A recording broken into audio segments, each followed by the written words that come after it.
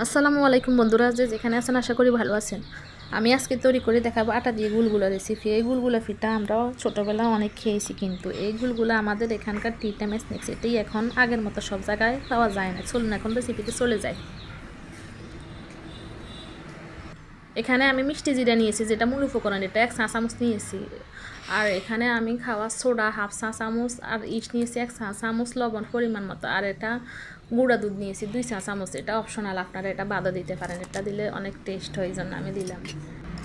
এখানে আমি একটা বলে আগে থেকে 2 কাপ আটা নিয়ে নিয়েছি, আপনারা বাড়িয়ে কমিয়ে নিতে পারেন।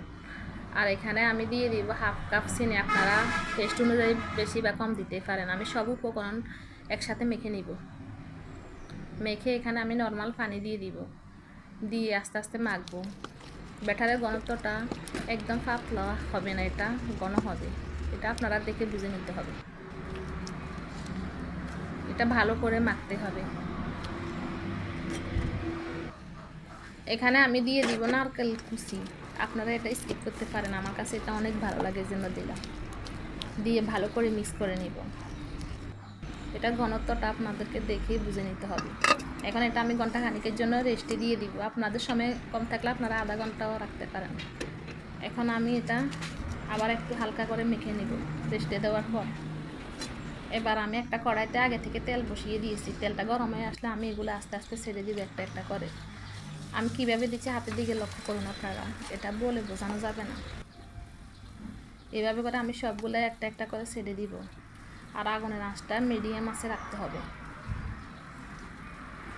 এটা নিজে থেকে গোল হবে।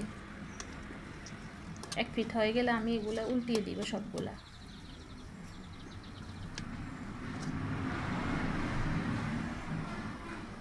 আমি এইভাবে করে ভেজে নিব। ব্রাউন কালার হলে এটা আমি নামিয়ে নিব। দেখেন আমার এটা একদম গোল হয়ে গেছে। এখন এটা কতটা সফট আপনারা না বানালে বুঝবেন না। আমি আপনাদের সুবিধার জন্য আরেকবার বানিয়ে দেখাচ্ছি। হাতের দিকে লক্ষ্য করুন কীভাবে দিচ্ছি।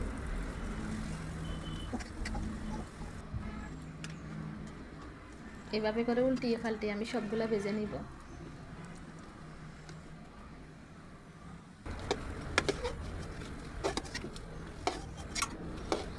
দুই কাপ আটা দিয়ে অনেকগুলো গুলগুলা হবে। আমার গুলগুলাটা ভাজা কমপ্লিট। এখন আমার গুলগুলা ভাজা হয়ে গেছে। বিকালের নাস্তা বানিয়ে পরিবেশন করতে পারেন। রেসিপি ভালো লাগলে লাইক ও শেয়ার করবেন। যে কোনো প্রশ্ন থাকলে আপনারা কমেন্ট করে জানাবেন। আমার চ্যানেল সাবস্ক্রাইব করতে ভুলবেন না। আমার গুলগুলাগুলো কতটা সফট হয়েছে আপনাদের ভেঙে দেখাচ্ছি একটা। এটি খেতে অনেক মজা হয়। পরবর্তী রেসিপি দেখার আমন্ত্রণ রইল। আজ এ পর্যন্তই। আল্লাহ হাফেজ।